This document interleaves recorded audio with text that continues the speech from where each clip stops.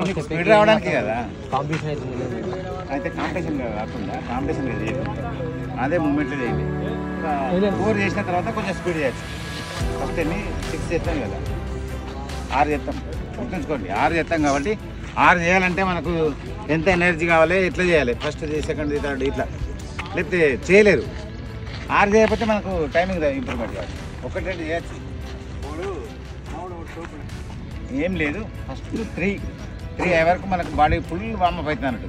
అంటే ఎగ్జామ్కి పోయే ముందు ప్రిపరేషన్ అయితే ఎట్లుంటుంది, ఆలోచనలే ఉంటాం. ఇప్పుడు 3 చేసినాక మీకు ఆ బాడీ మూమెంట్కి వస్తుంది, అప్పుడు ఏం కాదు. ఇప్పుడే చేసినాం అనుకో ఖచ్చితంగా ఇంజరీ అవుతావు, మళ్ళీ ఇంట్రెస్ట్ అనిపించేది, ఇంప్రూవ్మెంట్ ఉండదు. ఇక అన్ని మైనస్లే. ఒక్క mistake 99 మైనస్లే. Okay,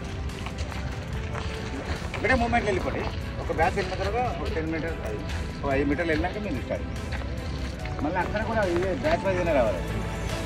okay, first batch ready go.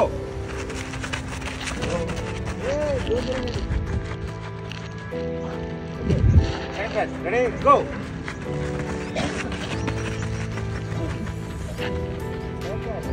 Ready go. Next ready go. Next ready go.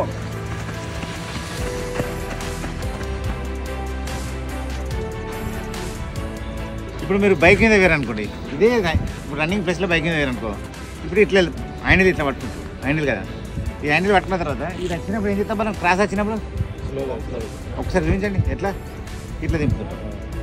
మరి ఇప్పుడు బండి అయితే దింపుతున్నాం హ్యాండిల్, మరి బాడీ ఎట్లా దింపుతాం, అర్థమైందా?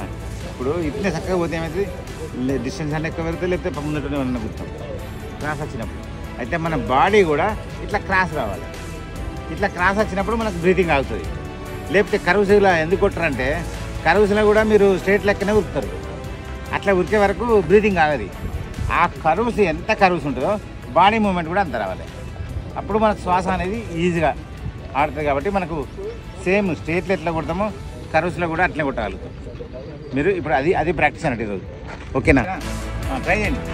Ready go.